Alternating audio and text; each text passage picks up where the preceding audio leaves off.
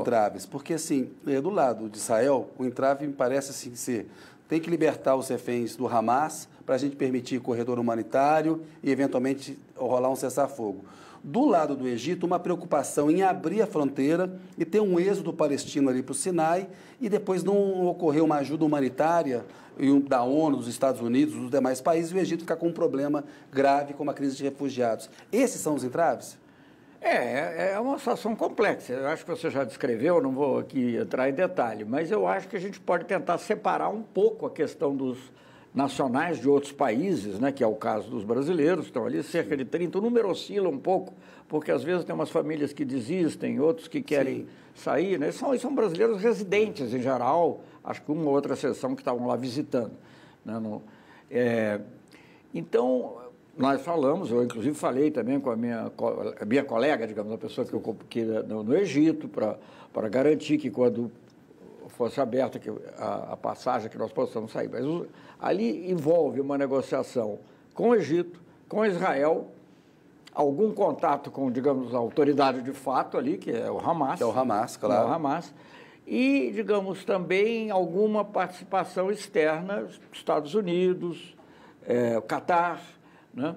E, bom, e outros países aí que também têm influência. Então, nós temos falado, o presidente Lula, obviamente, falando no nível dele, que é muito mais importante, mas eu também tenho falado com, certamente, o embaixador Mauro Vieira. O embaixador Mauro Vieira esteve muito ocupado com a ONU agora, Isso, né? Então, estava presidindo o Conselho de Segurança. Outro nível. Mas eu tenho falado também até com outros países que podem ter influência, porque você tem que lidar com... São interesses muito diferentes. O Egito tem esse problema, obviamente, de refugiados em massa que entrem lá, um problema que eles, obviamente... não gostariam de ter, né? Tem cuidado especial, mas eu acho que isso está sendo meio contornado, digamos assim, como fazer. A questão é que depende ainda de muitas autorizações. Então, digamos, Israel tem que ter a lista, porque eles querem passar lá, de certo, para evitar que passe alguém que eles não considerem que é um mero residente, mas que, enfim.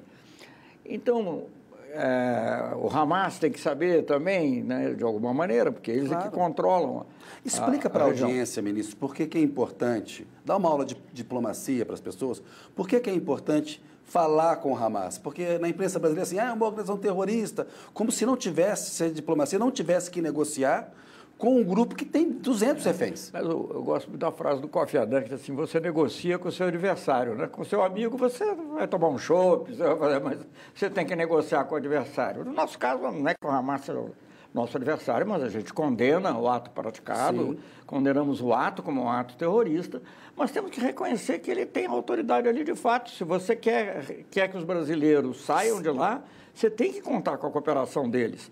Os brasileiros estavam perto, tem vários lugares, mas foram reunidos numa escola perto da cidade de Gaza e tiveram que ser trazidos até perto da fronteira com o Egito. Perto da fronteira do Egito, ali a passagem de Rafa. Isso não teria sido possível sem a cooperação das autoridades locais. De fato locais. Isso. Né? Então, isso é um exemplo.